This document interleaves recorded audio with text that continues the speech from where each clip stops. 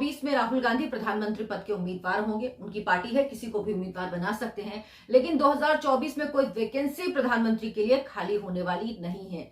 वो ऑलरेडी भरी हुई है और 2024 में भी नरेंद्र मोदी ही प्रधानमंत्री चुनकर आएंगे। ये मैं क्यों कह रही हूं? ये दो नेता जिस तरह का मापदंड, सामाजिक मापदंड, राजनीतिक मापदंड जिस तरह का सेट कर रहे हैं, उसको देखकर आपको फर्क साफ समझ में आएगा कि क्यों एक नेता इतना आगे बढ़ता जा रहा है जो जमीन से जुड़ा, जमीन से उठा, और दूसरे नेता की लॉन्च रीलॉन्च यही होता जा रहा है। भारत जोड़ो यात्रा चल रही है राहुल गांधी की, वो भी उसका ही एक एक्सटेंशन है। नमस्कार, बहुत बहुत स्वागत है आपका। आपके साथ मैं हूं अर्चना सिंह। आप मेरा चैनल देखना शुरू कर चुके हैं तो मेरे चैनल को सब्सक्राइब कर लीजिए, ज्यादा से ज्यादा लोगों तक बात को पहुंचाइए। कमलनाथ, कांग्रेस पार्टी के नेता, मध्य प्रदेश के पूर्व मुख्यमंत्री कमलनाथ ने कहा कि 2024 में राहुल गांधी विपक्ष का चेहरा ही नहीं बल्कि पीएम पद का चेहरा भी होंगे।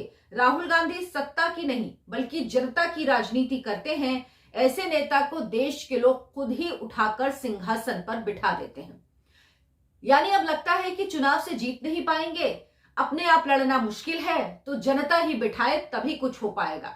जो कि 2019 में सोच रहे थे जैसे कि इंडिया शाइनिंग जैसे फेल हुआ था, उसी तरह से 2019 में भी फेल हो जाएगा बीजेपी का कैंपेन और अपने आप यूपीए एक बार फिर से सत्ता में आ जाएगी, कांग्रेस पार्टी सत्ता में आ जाएगी। वो हुआ नहीं। अब ये बयान कमलनाथ दे रहे हैं।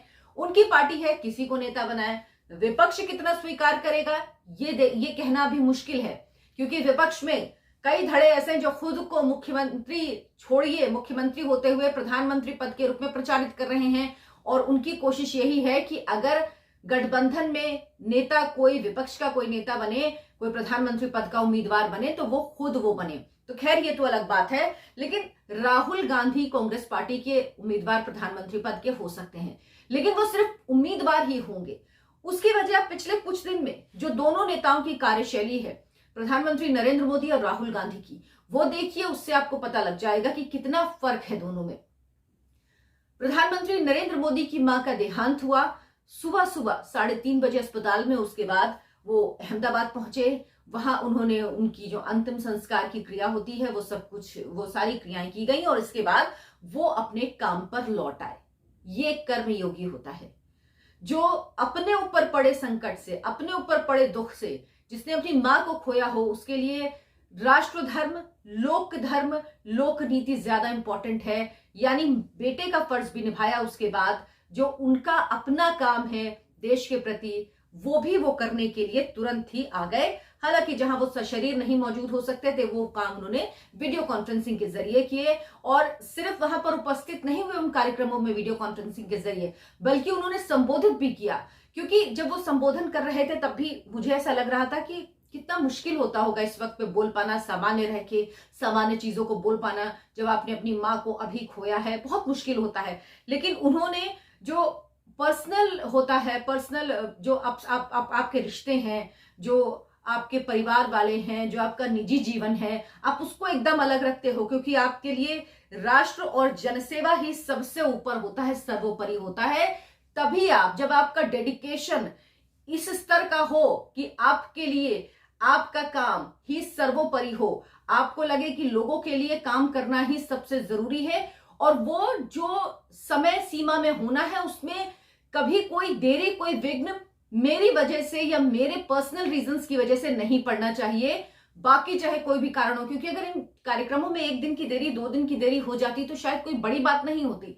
लेकिन प्रधानमंत्री के काम करने का तरीका यही है कि वो किसी भी काम को समय पर हो, इसके लिए वो सुनिश्चित करते हैं। और फिर चाहे उनकी कोई अपने ही कोई कारण क्यों ना हो, कोई अपने जीवन से, अपने रिश्तों से जुड़ा कोई कारण ना हो, तो भी वो उस चीज को डिले नहीं होने देते। और कल यही हुआ, जब प्रधानमंत्री इन कार्यक्रमों में शामिल हुए वीडियो कॉन्फ्रेंसिंग के जरिए।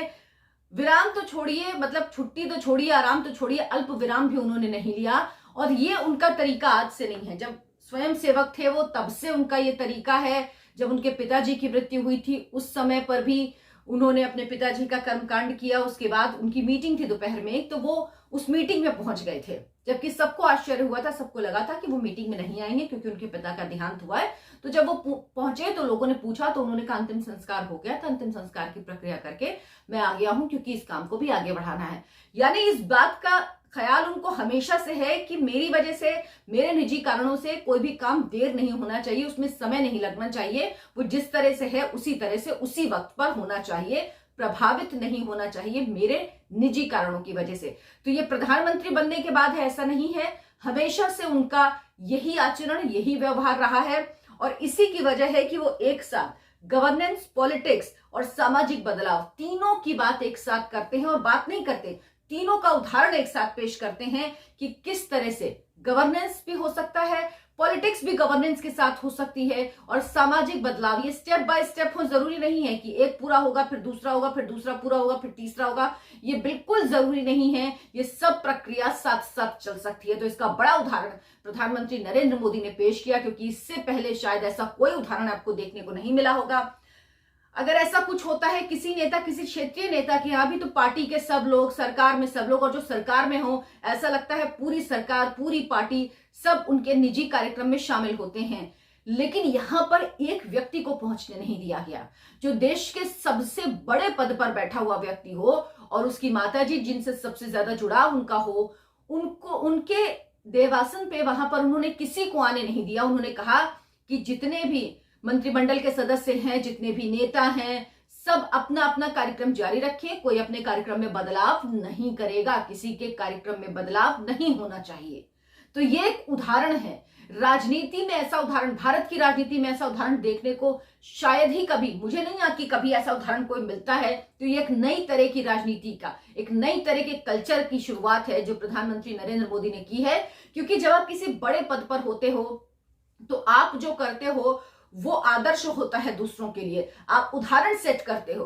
तो प्रधानमंत्री नरेंद्र मोदी ने वो उदाहरण सेट किया है और लोगों के लिए, जिसको देखकर तमाम लोग सीखेंगे, प्रेरित होंगे, और उनको समझ में आएगा कि काम, कर्तव्य कितना जरूरी है, कितना अलग है। अगर कोई निजी कारण भी है तो उसमें हमें अपने कर्तव्य का पालन करते रहना चाहिए, और ये उदाहरण मिला है। दूसरे नेता है राहुल गांधी। राहुल गांधी भारत जोड़ो यात्रा निकाल रहे हैं। अभी भारत जोड़ो यात्रा ब्रेक पर है। भारत जोड़ो यात्रा में बीच बीच में छुट्टियां होती रही, मतलब यात्रा चल रही, बीच बीच में उसमें छुट्टियां भी होती हैं, ब्रेक भी होते हैं। अभी तो खैर विंटर ब्रेक चल रहा है, क्रिसमस और न्यू ईयर का ब्रेक है। 2 तारीख से वापस से यात्रा, 3 तारीख से शायद अब यात्रा वापस से शुरू होगी। तो एक नेता इस तरह से है, इस तरह से काम करता है, पार्ट टाइम यात्रा निकाल रहे हैं, बीच में आज वीक ऑफ है यात्रा में, आज निकाल रहे हैं, विंटर आ गया, क्रिसमस आ गया, न्यू ईयर आ गया, वो ब्रेक है। एक नेता इस तरह से काम कर रहा है। राहुल गांधी जब से सांसद बने हैं, उन्होंने कौन से इतने बड़े काम किए हैं। वो अमेठी के सांसद थे, अमेठी में क्या परिवर्तन उन्होंने किया है, क्या ऐसी चीज उन्होंने की है जो वो कह सकते हैं कि अमेठी में मूलचूल परिवर्तन हुआ, वहां के लोगों के जीवन स्तर में परिवर्तन हुआ, वहां पर ऐसा विकास हुआ जो राहुल गांधी के सांसद होने की वजह से हुआ, और वहां के लोगों को इस बात का फायदा हुआ क्योंकि वो गांधी परिवार का गढ़ है, गांधी परिवार का किला है। ऐसा कुछ नहीं था, इसीलिए राहुल गांधी का वो किला ढह गया, गांधी परिवार का वो किला ढह गया। और राहुल गांधी संसद की कार्यवाही में आपको गिन चुन के दिखते हैं, मतलब बहुत कम आपको नजर आएंगे, गिन चुन के दिन होते हैं जब वो आपको संसद की कार्यवाही में नजर आते हैं। अभी संसद का शीतकालीन सत्र चल रहा था, तब उन्होंने ब्रेक नहीं लिया, तब वो ब्रेक पर नहीं गए भारत जोड़ो यात्रा से, क्योंकि वो चाहते थे ये ब्रेक वो उस दौरान ले सकते थे, वो संसद का सत्र अटेंड कर सकते थे, तो उन्होंने वो नहीं किया। उन्होंने अब छुट्टियां नहीं, जब क्रिसमस और न्यू ईयर आया। तो ये दिखाता है काम के प्रति आपकी कितनी गंभीरता है और काम के प्रति आपकी कितनी निष्ठा है, और ये बात जनता भी देखती है। इतने साल के राहुल गांधी के, जब से वो सांसद बने हैं तब से लेकर अब तक, कौन से ऐसे काम हैं जो राहुल गांधी गिना सकते हैं कि उन्होंने किया है। ये भारत जोड़ो जो यात्रा निकल रही है, इस यात्रा में भी 4-6 घंटे, 5-6 घंटे चलते हैं ये लोग, यात्रा 5-6 घंटे चलती है, उसके बाद उसमें बीच में विश्राम भी होता है, फिर रुकती है यात्रा। तो ऐसा नहीं है कि 10-10, 12-12 घंटे दिन में चल रहे हैं, 5-6 घंटे दिन में यात्रा चलती है, उसके बाद ये यात्रा रुकती है। तो ऐसा नहीं कि यात्रा जो चल रही बड़ी एक्सटेंसिव, बहुत मेहनत, बहुत, हाँ बड़ी, एक कोने से दूसरे कोने तक जाना भारत की बड़ी बात है, लेकिन वो पूरे कंफर्ट जोन में है, वो कंफर्ट जोन में। ऐसा नहीं है कि बस वो यात्रा चलती जा रही और चलती जा रही और उसके बाद उसमें कुछ नहीं हो रहा है। तो ये बड़ा भारी फर्क है दोनों नेताओं में, जो जनता को दिखता है, और ये हाल का फर्क है। राहुल गांधी ने अपने संसदीय क्षेत्र में ऐसा कुछ नहीं किया। राहुल गांधी जब से सांसद है तब से उन्होंने क्या कुछ किया, कौन से बड़े सवाल पूछे, कौन सी बड़ी चीजें की। जब उनकी सरकार बनी तो वो प्रधानमंत्री भी नहीं बने, वो एक बार अध्यक्ष बने, उसके बाद वो अध्यक्ष भी नहीं बने, उन्होंने अध्यक्ष मल्लिकार्जुन खड़गे को बनाया। तो वो जिम्मेदारी कोई नहीं लेते हैं। राहुल गांधी का साफ है कि वो जिम्मेदारी नहीं लेते हैं, लेकिन आदेश उनका चलना चाहिए। यानी जिम्मेदारी दूसरे के पास हो और आदेश हमारा चले। यही भूमिका है राहुल गांधी की, यही राहुल गांधी, क्योंकि उनके अंदर वो एक है ना कि हम तो राज खानदान के, हम तो राज करने के लिए पैदा हुए, वो वाली फीलिंग है, वो भावना है उनके अंदर। क्योंकि वो समझ नहीं सकते, जहां से नरेंद्र मोदी आए हैं, जिस तरह से, जिस परिवार से आए हैं, उन्होंने जब एक बार जिक्र किया था अपनी माँ का कि वो किस तरह से घरों में काम करती थी, और राहुल गांधी जिस परिवार से, उनमें डिफरेंस है। और वो डिफरेंस नजर आता है क्योंकि प्रधानमंत्री जो पॉलिसी बनाते हैं उनमें दिखता है कि छोटे लोगों के, गरीबों की, जो निचले दर्जे के लोग हैं, उनकी परेशानियों से वो जुड़ते हैं, क्योंकि उन्होंने वो देखा है। राहुल गांधी में एक अथॉरिटी है, उनको लगता है कि ये तो हमारा अधिकार है, और इसीलिए अब बर्दाश्त नहीं होता कि किस तरह से कोई पार्टी 2 बार अपनी सरकार बना सकती है और दूसरी बार भारी बहुमत से आ सकती। इसीलिए 2024 को लेकर यह तैयारी हो रही है। लेकिन यकीन मानिए 2024 में कोई वैकेंसी नहीं है, और 2024 में एक बार फिर से नरेंद्र मोदी वापस आएंगे। 2014 में भी लोग कैलकुलेशन कर रहे थे कहां से इतनी सीट आएंगी, कहां से आएंगी, बिहार से इतनी आएंगी, यूपी से इतनी आएंगी, साउथ में तो है ही नहीं कुछ, सब कैलकुलेशन। लेकिन जब नरेंद्र मोदी के लिए वोटिंग होती है लोकसभा में तो सारा कैलकुलेशन फेल हो जाता है। ये 2014 में भी फेल हुआ था, और 2019 में लोग ये ख्वाब सजाए बैठे थे कि अब सीटें कम हो जाएंगी, कम से कम इतना तो होगा कि सीटें कम हो जाएंगी, क्लियर मेजॉरिटी नहीं आएगी, लेकिन सीटें बढ़ गई। 2024 में ये मानिए कि और ज्यादा नहीं तो कम से कम ऐसी स्थिति बिल्कुल नहीं आने वाली कि किसी और को प्रधानमंत्री बनने का मौका मिले। यानी बीजेपी इतनी कमजोर नहीं होने वाली कि कोई और प्रधानमंत्री एनडीए में ही बन पाए, बीजेपी का ही कोई और व्यक्ति बन पाए। प्रधानमंत्री नरेंद्र मोदी ही 2024 में वापसी करेंगे।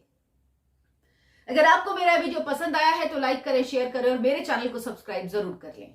नमस्कार।